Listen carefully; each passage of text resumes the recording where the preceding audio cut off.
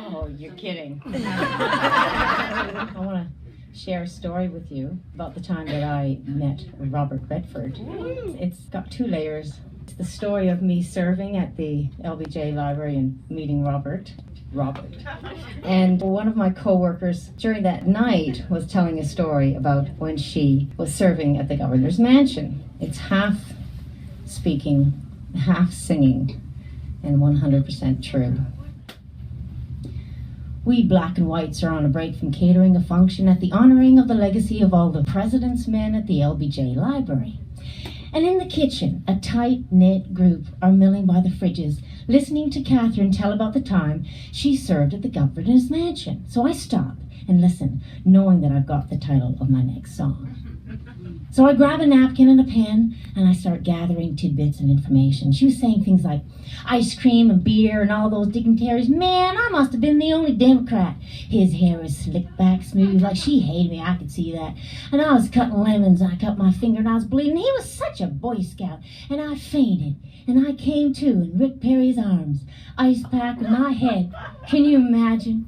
At the governor's mansion. And as she talks, I listen, for we are on a break from catering at LBJ, for rich men and their families and some high politicians. Meanwhile, in the dining room, another story is unfolding. Robert Redford has arrived, and Joe says only Karen can pour the wine.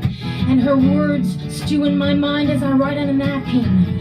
Onions, lemons, Republicans, whatever I can find. And she says, what are you writing there, scratching like a dog? Am I gonna hear my words come back to me in a song? Probably not, but it's a thought. Probably not, but it's a thought so far from my world. The governor's mansion, so far from my world. You gotta cut that out. And the suits all take their seats, and we black and whites rush round and round. I steal a glance at Redford's back, and quickly at the ground. The clinking spoons don't drown out the sound in my head, nor what the friendly Aussie former ambassador Andrew Peacock said.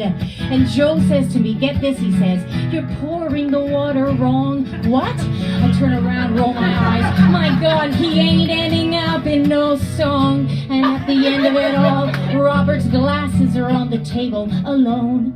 And I pick them up and run down the hall and open up the door to the corridor that leads to the elevators, and Robert Redford is standing there alone, and it's the Sundance Kid and me, so much older than we used to be. And I said, excuse me, are these yours? And he smiles like a normal guy, and I think to myself, should I hand him my CD for some future movie? Probably not, but it's a thought. Probably not, but it's a thought so far from my world. The governor's mansion, so far from my world. Like a governor's mansion, he's so far from my world.